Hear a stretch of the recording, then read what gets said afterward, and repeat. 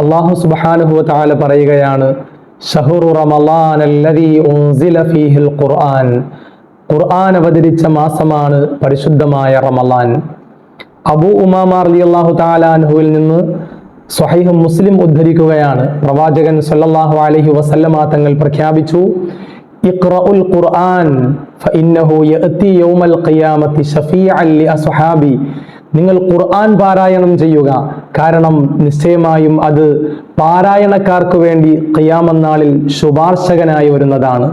പ്രിയമുള്ളവരെ, സ്രഷ്ടാവായ അള്ളാഹുവിന്റെ കലാമാണ് ഖുർആൻ. സൃഷ്ടികളിൽ അത്യുത്തമരായ മുത്തുനബി സല്ലല്ലാഹു അലൈഹി വസല്ലമ തങ്ങളുടെ മേൽ അവതരിച്ച വിശുദ്ധമായ വചനങ്ങൾ. നാം വിശുദ്ധ ഖുർആൻ റമളാനിലും അല്ലാത്തപ്പോഴും ധാരാളം പാരായണം ചെയ്യുക. പ്രത്യേകിച്ച് വിശുദ്ധമായ റമളാനിന്റെ രാപ്പകലുകളിൽ വിശുദ്ധ ഖുർആൻ ഖത്മ് തീർക്കാൻ നാം പരിശ്രമിക്കുക. അള്ളാഹു തൗഫീഖ് നൽകുമാറാകട്ടെ.